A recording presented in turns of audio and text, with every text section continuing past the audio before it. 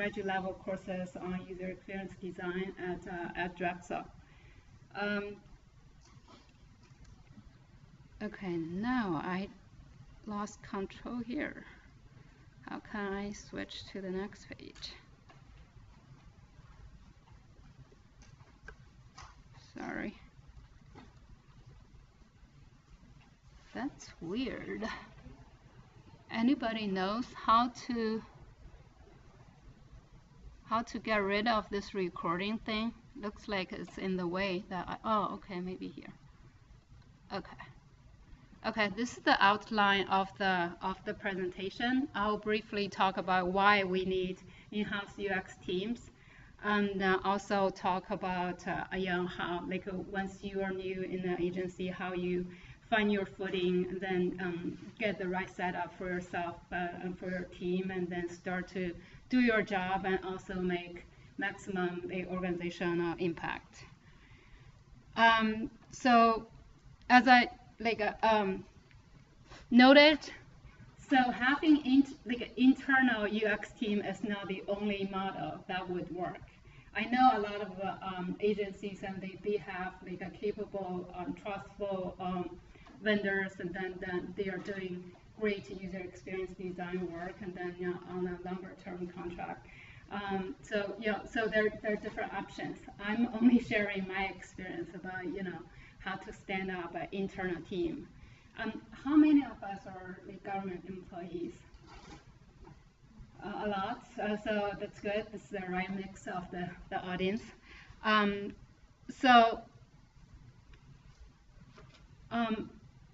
I think so. There are benefits. It's pretty obvious, and then especially for organizations that depend on user experience for their business success. So they see UX as their core competence, and then so with the internal team, it's easier to develop a deeper understanding about the organization and their customers, and then also they can better serve their customers and their organization, better align the business objectives and with the user needs. And also will help companies to build a more customer-centric culture. And also with the team in-house, then you can it'll be easier to maintain a longer term kind of vision about the overall user experience vision, instead of just one product or a few releases. You're talking about the entire portfolio, and then that can definitely contribute to the total business strategy. This applies to both the private sector and the public sector. So in the industry, so can we think of any kind of consumer-facing big companies that doesn't have an in-house user experience team? Think about Apple, Google, eBay, Amazon, LinkedIn, Facebook. They all have their internal teams. Not only they grow their internal teams, but also they made purchases of entire design firms. So these are the recent acquisitions of design firms, bought by large companies that I heard of. The most recent ones, the Adaptive Path, is now being part of Capital One. There are good reasons to do that. And then in the public sector, so we do have, like, each agency does have a number of digital products to manage, to run, then to serve the public, our customers. And then the bar for good user experience and usability is getting higher and higher. And then so we need to do good work. And also, according to the White House digital governance strategy, so there's a mandate to have the customer-centric way to work and then to build things. So again, there are obvious advantages, and then there are always pros and cons, and then so we can talk about that at the end. But yeah, basically that was why that I see. And then now let's talk about how to find your footing. So once you, this is probably true for any new job or any new or you're going to a new company.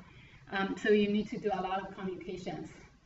You need to make yourself known. You need to do introductions, and probably schedule a lot of individual conversations as well as the group meetings and the presentations, talking about who you are, what you do, how you do things, and then how you help people succeed.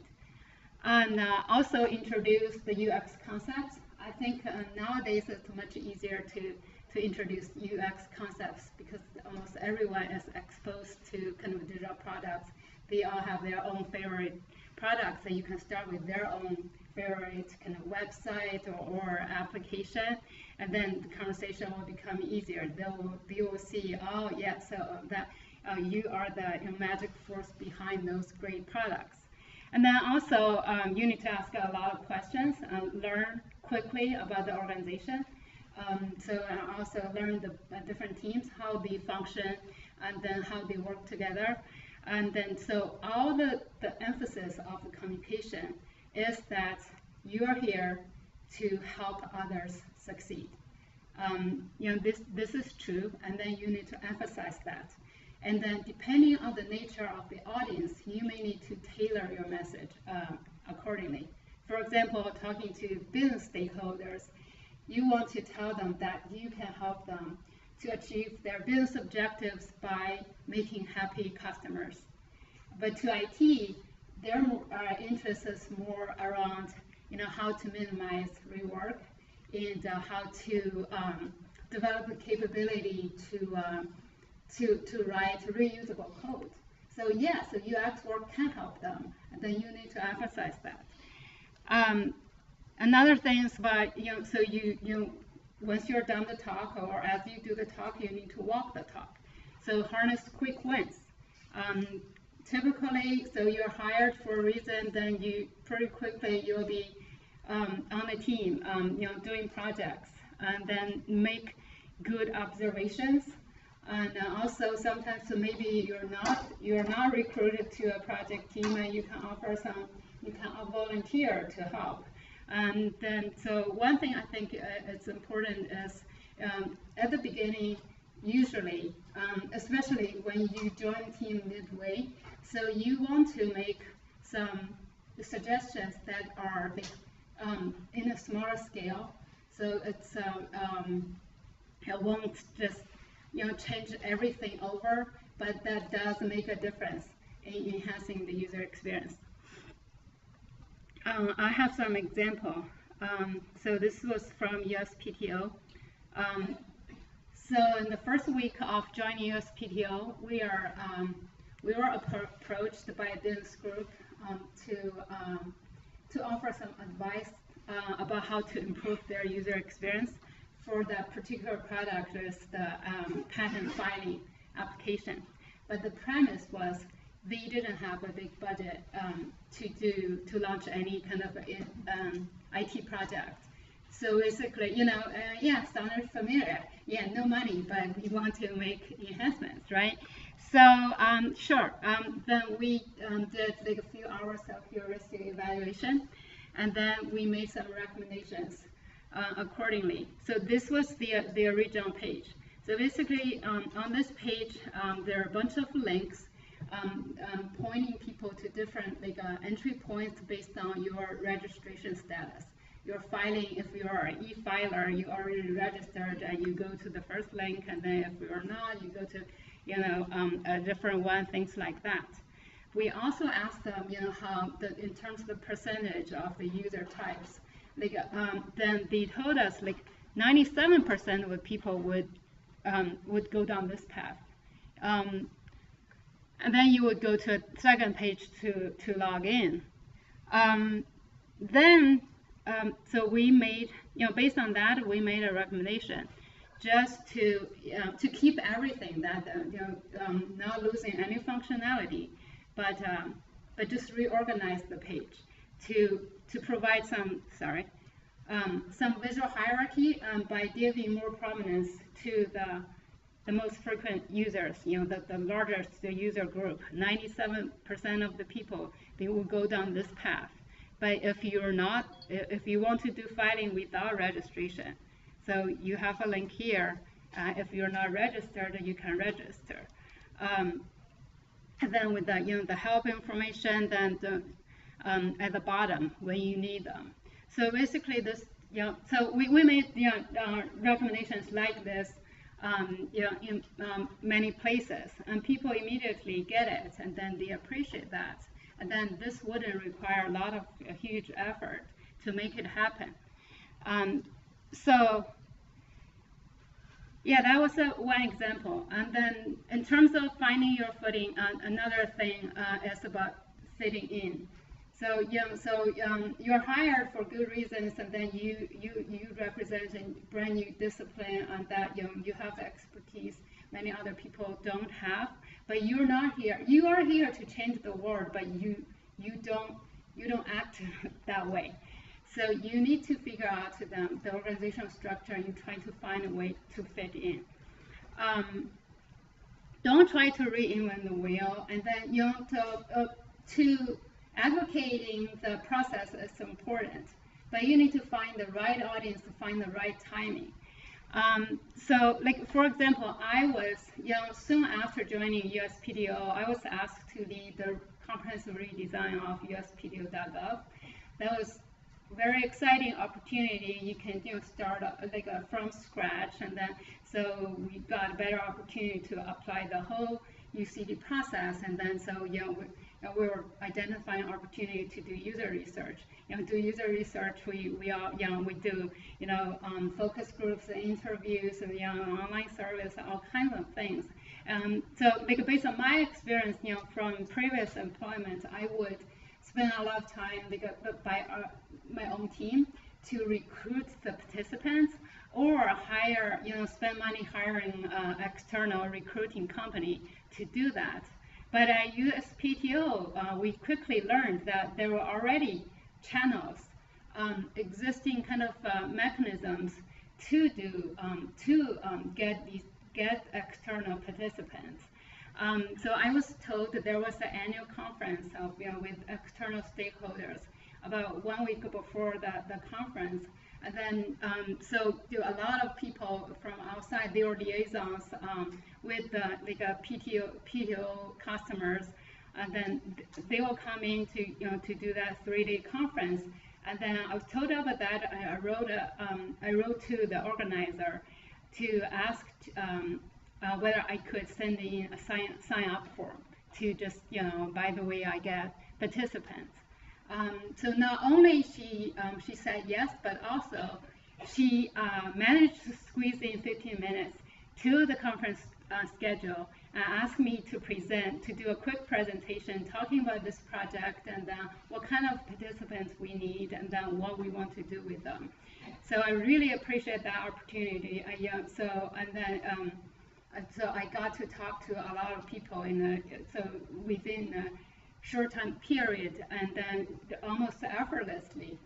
So I didn't I wasn't prepared to do that. And then not only that, so the next year I got invited to be a formal speaker at the conference, and then spending half of an hour talking about the progress of the project, and then also asking for further kind of participation.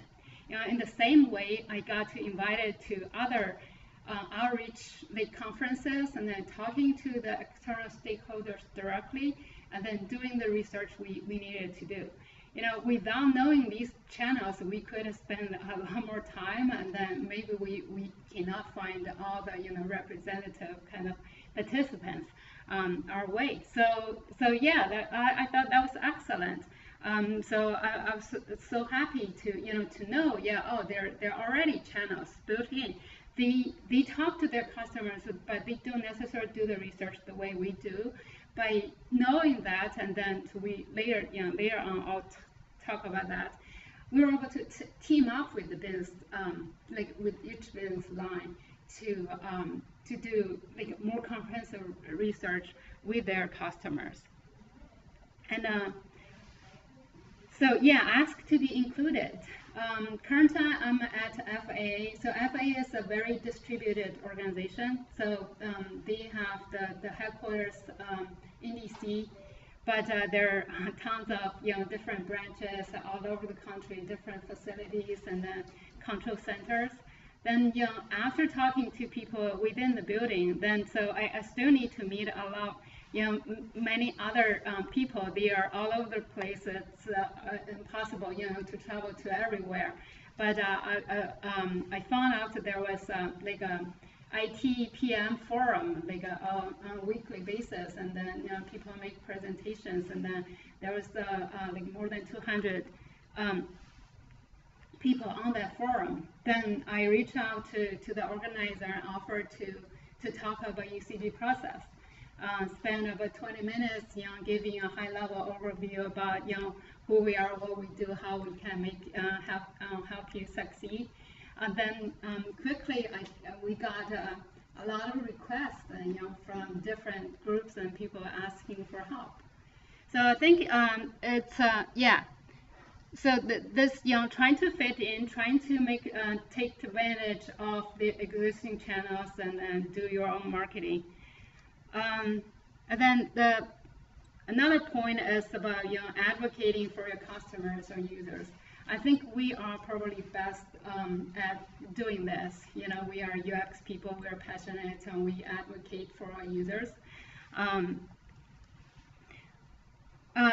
just also there are many different ways to do this. I'm just sharing some examples based on my experience. Like when I joined USPTO, after talking to different groups, I realized there were already kind of a data collection mechanism. Some group owned like Google Analytics, and there was an online survey, capturing some kind of a customer feedback. There was also the call center people, looking at their call logs and then doing statistics. But they are siloed. They don't, and then people don't necessarily make good use of the data to inform their design. So I made a proposal to basically to streamline these efforts, then to pull them together, so that so we can figure out the big picture by looking at like different data sources. From Google Analytics, we can see the traffic patterns, and then from online survey, we see people's pinpoints and a little bit of like why they're doing things a certain way. But at the same time, then we also look at the call logs and see, so people are calling for what kind of issues. In addition to that, and then so that streamlining effort also help us to identify like further opportunities to do user research. And so if you tell them, we need to do user research, people will tell you, we're already doing this or doing that. So by putting them together, we identify the gap. So we know a little bit about, from Google Analytics, we know a little bit about, why, what people are doing things certain way, but we don't necessarily know why.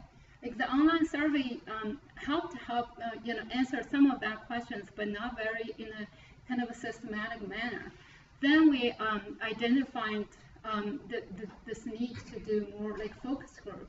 Again, we leveraged the outreach channels, and then we so each business line helped us to reach out their external contacts and to recruit participants, based on our kind of sampling criteria. And then we were able to, like, even, USPTO is located in Virginia, Alexandria. We conducted some sessions there, but it was not very easy for everyone to travel there. Then we just borrowed an office from the Department of Commerce in DC, and then that allowed a lot of people working in the DC, like the law firms, and then to just walk over and to participate in our studies. So that also helped us. By pulling all these pieces together, we can come up with a big picture about the user needs, and then we can also, help people to understand, the pain points and the key user tasks, and then how well we are meeting their needs, and then what kind of improvements we need to do. And also these findings help to inform the daily operations. Some quick fixes, for the website, we can make that change quickly. And also for some projects, and then so that provides great insight about what to focus on, and as well as providing kind of input into longer strategic planning. Another thing is, I think this is all related, is to foster a culture for data-driven approach to design decision making. So, probably people are familiar with for our agency's homepage, typically it could easily become a battle, like a political battlefield, right? So each business lines trying to find their visibility or their sprint real estate. But if we change the way of thinking, if we put the users in the center, and then everything else will fall into the right place. So this shows the different kinds of research we did in the discovery phase for the USPTO .gov redesign. Some interviews with the stakeholders, and then card sorting with customers and things like that. And just in terms of how to use data to drive design, so we look at the original homepage of PTO.gov. So this the popular links in this box, they are the most frequent kind of user tasks, and then the most frequently used links, and then people would come to to go down that path. But if you look at then we look at the data to see 16% of the user population, they had this 1024 by 768 resolution. They, without scrolling, they could only see a very partial of the page. They even don't see those most popular links. Then even for the higher resolution, still they could only see very few about those most important links.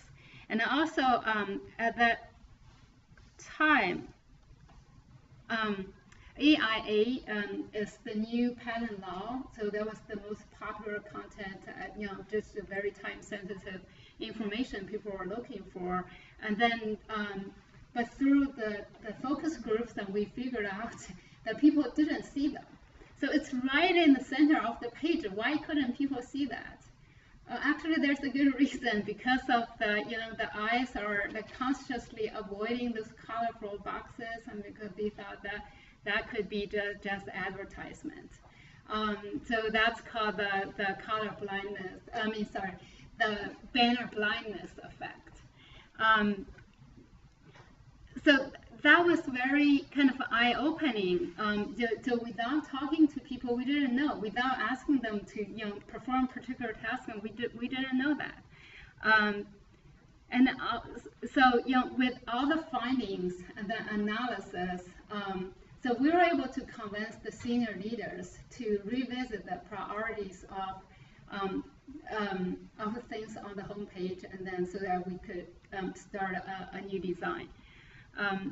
Another example is about content scrubbing. So we all know for kind of website redesign, content migration could be a very daunting task. So the business was on board in terms of enhancing user experience for this redesign, but they were really concerned and worried about the workload of migrating the content, because there are a lot of pages. There were more than 50,000 pages on the site, and how could you possibly to scrub them quickly and then make them all fresh and then migrate them in a timely manner? So the way we approach that problem is we turn to Google Analytics. And then we look at based on the usage, the top the top about 9,000 pages accounted for 99% of the total traffic of USPTO. So that number suddenly became, so much more reasonable and, and manageable in terms of, scrubbing and then managing. That doesn't mean that we'll just abandon the rest of the page, but that does help us to find a priority to work on. So by doing that, and then the bins finally was brought on the same page, and then at the end of, we did very thorough kind of content editing, and then propose a specific kind of ways for content scrubbing. At the end of the discovery phase, we accomplished a lot. Basically, we were able to bring everyone on the same page about the strategy we're going to take, and then the approach we're going to take to for the redesign. Okay. This is another aspect. It's about strengthening the UX discipline. So this is also very important, right? So, when you first came in, you had some kind of visibility, and you work with projects, you earn reputation. But at the same time, your team needs to grow. Especially doing UX work, and then we really need to keep up with the latest kind of the industry trends, and then really be aware of the new ways to enhance the user experience and things like that. So yeah, we as a team we have some certain needs. There are certain kind of requirements that need to be met in order to enable us to do our work. So I listed several things. So I think I just jumped out of order a little bit, but create a strong UX presence. So at the beginning you talk to people, you generate good impression. Then after a little while, if you don't work on projects with them, people may forget you or something. But if you can point people to somewhere and to look for information that you generated, then so they will have the awareness, and then when they run into problems, or when they have the need, then they will think of you. So the first thing was we built a UX deck. So with the deck, we talk about, again, who we are, what we do, how we do that, and then things like that, and process and methods and techniques. And also we generated like a UX websites. At that particular point, we had we were trying to do one stone, two birds. Basically, generating this UX website is one way to demonstrate your design expertise. And also, this is a strong presence so that's a one-stop shop, and then you can showcase your team's portfolio.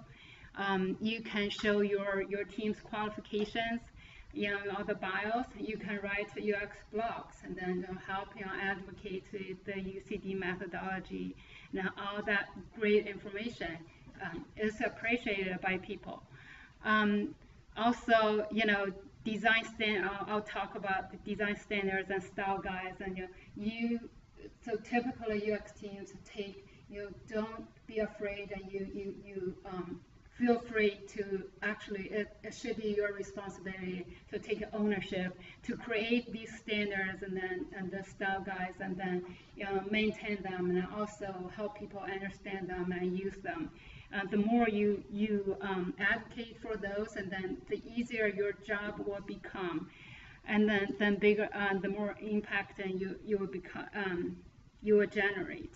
In terms of equip the team, so our director actually was not from a UX background, and then so we had to advise him a lot. We made suggestions, proposals about what we need to have. To build a usability lab is an important thing. On day one when we did the presentation, we showed people what usability testing is like. then we show pictures about what a lab could look like. And it turned out we were able to build a lab, but we didn't have enough space to have the one-way mirror. But that's okay. But we still have that small space with a lot of computers there, and then with a Moray there, and then we can record sessions, we can analyze them. That's really helpful. And then a lot of tools, of course, the tools, and then because before you came in, your team came in, nobody else was using them. There was no they were not kind of standard enterprise tools, and then so you have to make the case that you have to buy those tools. So I think I feel lucky enough that both USPTO and FAA, they have enough funding to support these kind of needs. Sometimes it may be harder in other agencies to make that case, but I think we need to be firm about that needs. And also, learning from each other is always an important thing. Share resources and share new learning. You learn something, you share it with your whole team. So at the beginning, I was the most senior kind of UX person on the team, and then others. So every time I make a presentation, I share my presentation to my teammates who are working on other projects. Eventually we were able to create kind of a lot of templates for everyone to use, and then constantly conduct design reviews, peer reviews, and then you get to know each other's work, and then also you offer your help. So whenever needed, and also I don't know about other agencies, but at USPTO we're not allowed to travel. There was generous kind of funding for training, but you can only go to local kind of a vendor place and then to do that training. But that type of training is more geared towards the development team, not us, not UX people. And then we figure out a way. So because total funding, the funding is there. It's just we're not allowed to travel because of some kind of a scandal, or people are really conscious about don't go to a travel. You use a luxury a hotel or things like that. Then we decide to invite industry experts to PTO, and then to make presentation and do workshops, and then so that we can still learn that way. And not only just for our own team to be the beneficiaries and to be the audience, also invite your stakeholders, invite your internal customers, even invite your counterparts from other agencies, because you also want to build a local UX community, both internally and externally.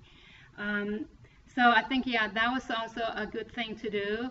I already covered this. And then the last slide is about maximizing your organizational impact. I think once you do all the previous, and then naturally you should be able to make some organizational impact. But how to maximize it? So I already mentioned that don't be afraid to demonstrate your expertise, because you're trained to be UX people, and then you know how to do your job. And then you know what's best for your customers. But sometimes it's about pick the right battle to fight, and find the right timing. For example, then I was hired by FAA to stand up the UX discipline, and then so we were called in to help with a big project, and that's for air traffic controllers. So it's a large organization, probably the largest business line within the agency. But that project already had a long history. They spent several years gathering requirements, and then it was put on hold, and then they restarted the project, and then they regathered requirements again. So when we were called in, so we made, we were sitting in jazz sessions, making good suggestions. People really appreciate our expertise. But at the same time, we realized, for a project like that, in such a complex nature, just doing jazz sessions may not be enough. Really, based on the nature of the requirements, you can use multiple methods, right? You go to the field, watch people how they work, and then you do contextual inquiry, you do interviews, you do surveys and other stuff. But that request was that recommendation was rejected because the project team was so concerned about meeting the timeline, and then so they're not open to these suggestions. Then we said, okay, yeah, sure, we're here to help you succeed, right? So we'll do things that are most receptive to you. So for some things, and then we need to stand firm. I also want to show you an example. That is also for that project. The project team came up with this kind of a global navigation. They really like it, and the attendees at the jazz session also like it. The thing is that they try to use these cute icons as the first level navigation. Then they look clean, they look cute, and then they look kind of engaging. Sure, but by looking at the overall big picture, the application is quite complex, and then it's really you cannot do hierarchical kind of icons, right? So what if so they're trying to use home is pretty obvious, and then the schedule. So like using icon, I think for in certain situations it's very effective, but it's not always true. And then also, like if you have a hierarchy of the navigation, then how can you easily create the next level of icons that belong to the top level icon, things like that. So we did a lot of we expressed our concern. We talked to a lot of people, in different kind of settings, and then we shared our concerns, and then we told them this is something that we really don't need to conduct user testing to find out, or just by asking the stakeholders, this is not a good idea. Pretty soon, people start to forget what this icon meant, and then they have to have the mouse over to show the label, and then that was already telling. But anyway, and then we made a suggestion. So basically, so we're saying we need to go with a more conventional kind of way to do navigation. And then we did not only, so we made that recommendation, but also we did a thorough analysis. That's a 4-page kind of a memo, just to repeat what we have repetitively told people about pros and cons, and then what kind of settings so the icons are most useful, effective, and then in what kind of situations that they won't be that useful. And then so finally we were able, the project team was able to take our recommendation, to go with this kind of a non-innovative way, but actually it's a good way to do navigation without using icons only. Yeah, that's just an example to show, so if you're sure this is the right battle to fight, and then fight it by all means. And then and also in terms of integrating the user-centered design process into the enterprise kind of overall system development life cycle. Again, I already mentioned, sometimes just try to minimize the disruptive kind of process change, because then people may get kind of paranoid about, another round of change and uncertainty and things like that. To make it in a way that, you guys are already doing that, and then how about we add a few more steps and things like that, so that they feel more engaged, and then so also the whole process will be so it will be a lot smoother in terms of adoption. always be ready to be adaptable and flexible, and also, you know, deal with resistance. So yeah, there are often, you know, times when people are resistant, so for reasons, and you really need to talk to them.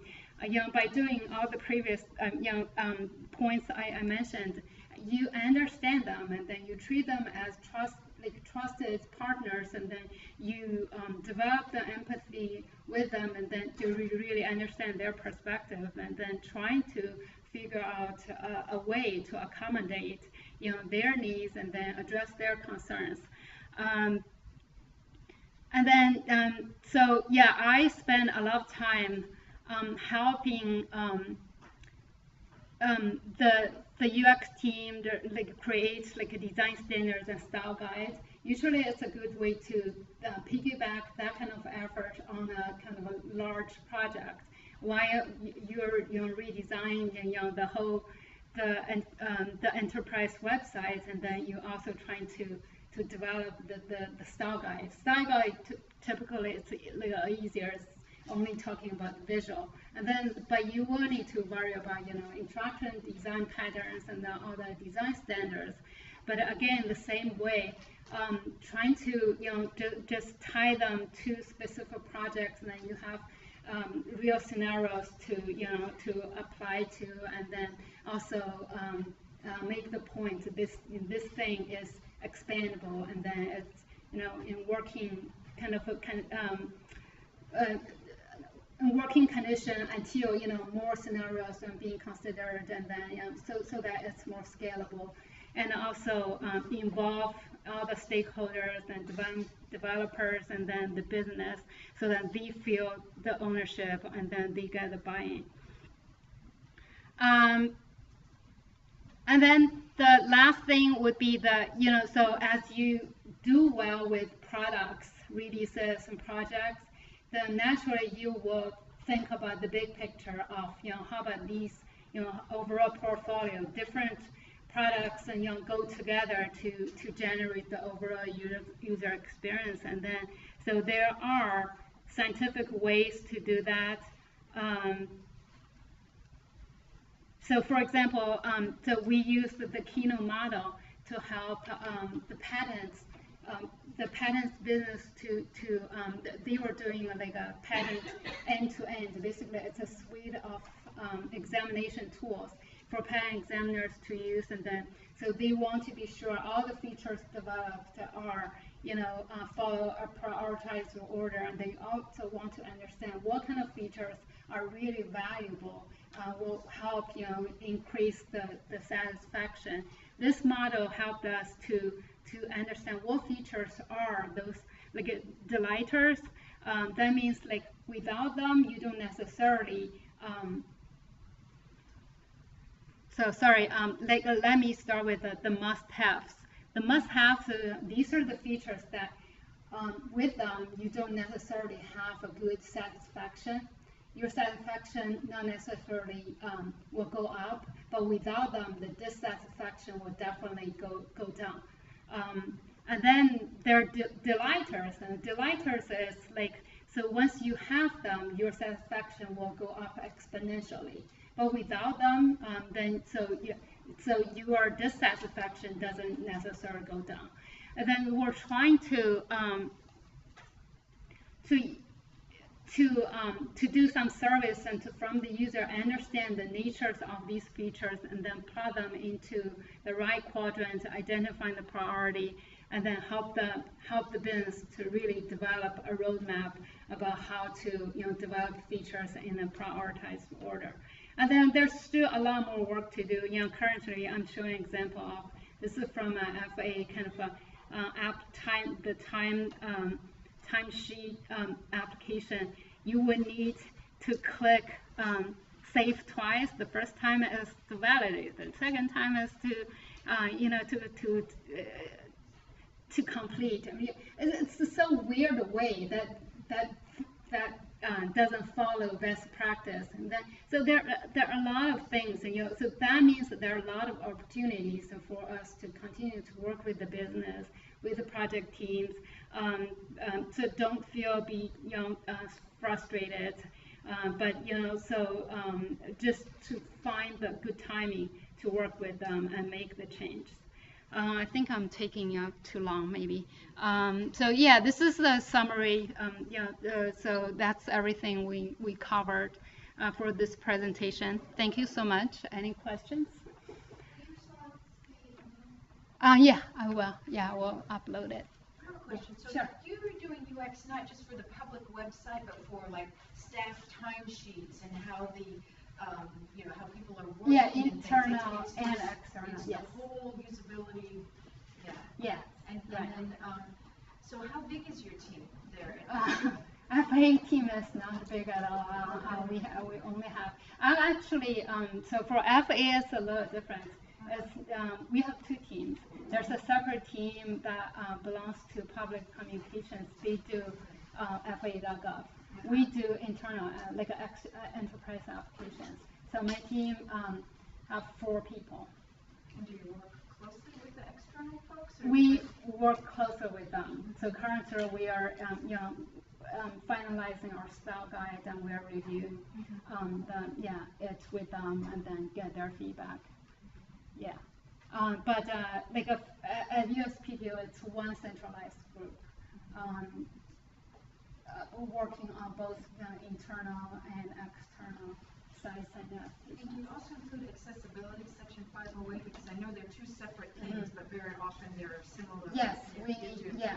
So we have a separate section 508 coordinator. We work closely with their team, and we identify issues early enough. So now it's the new 508 is the WCAG 2. There's a lot of kind of additional requirements that we need to meet. But it's very interesting for that the air traffic controller application. It's a very complex application, and also the workforce, the target users, they are required not to be blind and not to be color blind. So like how much is needed to be fully 508 compliant. So I'm scheduling a meeting to discuss that with all parties. Right, yeah. Thank you.